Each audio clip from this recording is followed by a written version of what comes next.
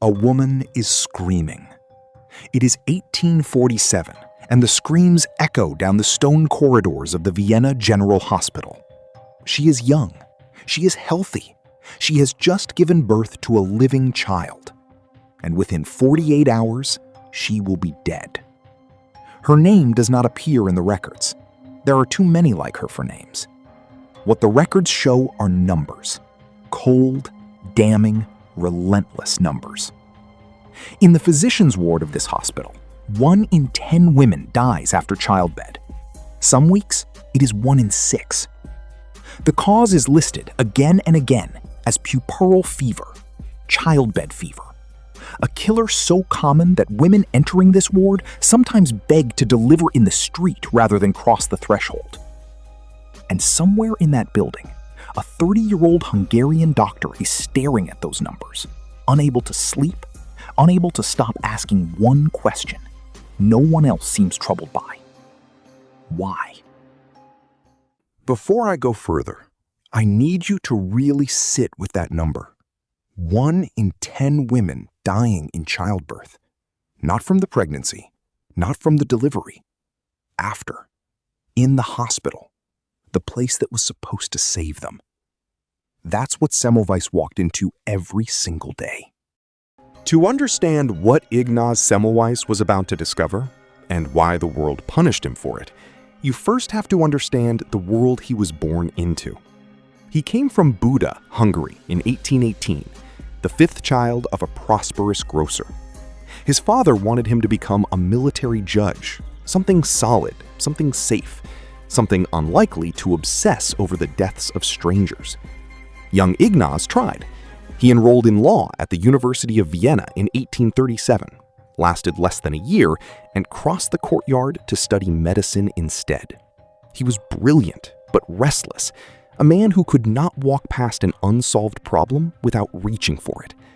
He graduated in 1844 and trained in surgery and obstetrics at the Vienna General Hospital, one of the most prestigious medical institutions in Europe. Walking its corridors felt like standing at the center of the civilized world. The finest minds in medicine worked those wards, and those finest minds were killing women. That's the disturbing part. These doctors weren't careless. They genuinely believed they were helping. They just had no idea they were carrying death from one patient to another. Not out of malice. That is perhaps the most important thing to understand. Out of ignorance. In the 1840s, no one knew what a germ was. The dominant theory of disease was miasma, the idea that illness arose from bad air, from moral corruption, from mysterious atmospheric disturbances. When a woman died of childbed fever, the prevailing wisdom said, this is simply what happens. Nature is unpredictable. Some women are fated to die. Semmelweis found this answer intolerable. He had noticed something. The Vienna General Hospital had 2 obstetrics wards running side by side. The first was staffed by medical doctors and their students. The second was staffed by midwives. The mortality rate in the doctor's ward was roughly 3 times higher than in the midwives' ward. Women who knew about the statistics, and some did, would plead, weep, and sometimes fake illness to be admitted to the midwives' side instead. This made no sense under the miasma theory. Both wards breathed the same air. Both occupied the same building. The women delivered in similar conditions, from similar social backgrounds. And yet, in one ward, they lived. In the other, they died. Then, in the spring of 1847, something happened that cracked the mystery open like a split stone. His colleague and friend, Jakob Kolechka, was a pathologist.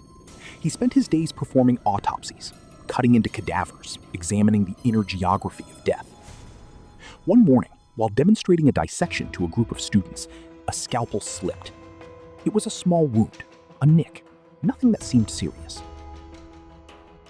Kolechka was dead within days. Semmelweis stood at his friend's bedside and watched him die. And as he watched, as the fever consumed the man, as the organs failed, he recognized something terrible and precise. The symptoms were identical to the symptoms of the women dying in the physician's ward. The spreading redness, the fever, the delirium, the rapid collapse. Childbed fever and the infection that killed Kolechka were the same thing. And Kolechka had been cut during an autopsy.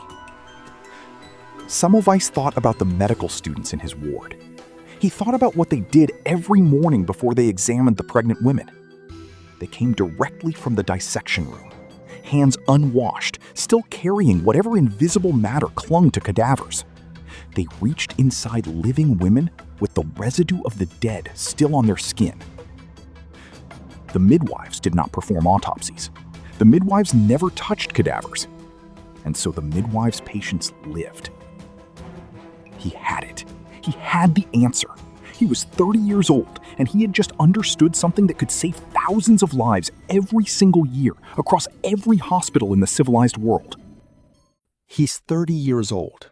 He's looking at his own hands and realizing, oh God, that he has been part of this. That every doctor in that ward, himself included, may have carried death on their hands into a room full of mothers. Imagine that moment. That is not triumph. That is terror. But here is what the textbooks will never tell you about that moment. There was no celebration. There was no applause. There was terror. Because Ignaz Semmelweis had just realized that he and every physician around him had been killing patients with their own hands. He moved fast. In May of 1847, he ordered all medical staff in his ward to wash their hands in a solution of chlorinated lime before examining any patient. Not water, chlorinated lime. Because water alone did not remove the smell of cadavers, and Semmelweis believed the smell was a clue to the substance he was trying to destroy. The results were almost immediate. In the months before the new protocol, the mortality rate in his ward had reached 18%. Within a year of mandatory hand washing, it fell to less than 2%. The numbers matched the midwives' ward. Women stopped dying in droves. He had done it. And the medical establishment of Europe looked at his evidence and said no. The evidence was right in front of them. Hand washing worked. But accepting it meant admitting they were wrong. So they looked away, and people died. The rejection was not quiet. It was contemptuous, coordinated, and devastating. Some doctors found his explanation offensive.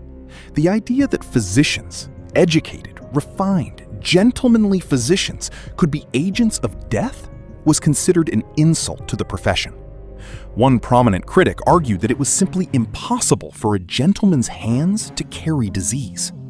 Others demanded a theoretical explanation that Semmelweis could not provide. He knew that something was passing from cadavers to patients. He called it cadaverous particles, but he could not name it, could not see it, could not describe its mechanism. Germ theory did not yet exist. Louis Pasteur would not publish his foundational work until the 1860s. Without a theory, the establishment had a reason to dismiss the data, and they used it. Semmelweis watched women die for this decision. He watched them die in hospitals whose directors had received his letters, read his numbers, and chosen their professional pride over the lives of their patients. His letters grew sharper, then anguished, then openly accusatory. He wrote to professors across Europe and called them murderers. He was not wrong, but calling the most powerful men in medicine murderers was not a strategy that preserved a career. Imagine spending years watching people die, knowing how to stop it, and no one will listen. Not because you're wrong, because being right means they have to admit they were wrong first. That's the Semmelweis story. And it's not over. We still do this. By 1865, the years of rejection had hollowed him. He was committed to a mental asylum by colleagues who may have wanted him silenced as much as they wanted him treated. The records suggest he tried to escape. The guards beat him.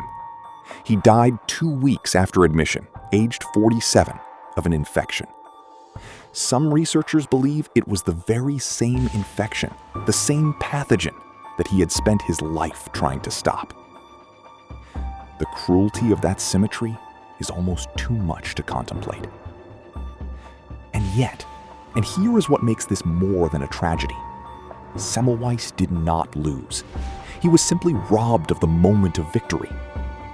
Within 15 years of his death, Pasteur's germ theory gave the medical world the language it had refused to develop on its own. Joseph Lister built antiseptic surgery directly on that foundation. Hand washing became not just accepted, but mandatory. The mortality rates in maternity wards across Europe fell off a cliff. Millions of women who would have died did not. The vindication came. The hand-washing happened. The deaths stopped. And the medical establishment quietly moved on, as if they'd believed it all along. Semmelweis got a footnote, maybe a plaque somewhere. But the women who didn't die because someone finally listened, they never even knew his name. Today, the concept of hand hygiene is so woven into the fabric of medicine that it seems like it has always been there. Hospitals post reminders beside every sink. Surgeons scrub with ritualized precision. During every pandemic, every outbreak, every health crisis, the first instruction is always the same: wash your hands. That instruction has a face. It belongs to a sleepless, furious, grieving Hungarian doctor who was right when every authority around him insisted he was wrong. There is a term now in psychology, the Semmelweis reflex, for the instinct to reject new evidence that contradicts established belief. It is a documented, repeatable human phenomenon. We see it in every era. We see it when new science threatens old certainties, when inconvenient data meets vested interest, when the cost of being wrong is simply too high for powerful people to pay. What Semmelweis understood, and what destroyed him, is that truth does not wait for permission. The bacteria did not pause while the professors debated. The women did not stop dying while journals rejected the data. The universe does not negotiate with our need for comfortable certainty. He wrote, at the end of one of his most desperate letters to the medical community, that his goal was not recognition, it was not fame, it was not vindication. He wanted only one thing: that the child could keep their mother. So the question this story leaves behind is not about Semmelweis. He has been vindicated 1,000 times over. The question is about us, about what ideas we are refusing right now, in this moment, because accepting them would cost us too much. What evidence sits on our desks, in our hospitals, in our governments, in our hands? Evidence that we are reaching for with the residue of old certainty still on our skin. We all have the Semmelweis reflex. Sometimes the evidence is clear, but being wrong is harder to accept than we think. So ask yourself, what truth are you ignoring?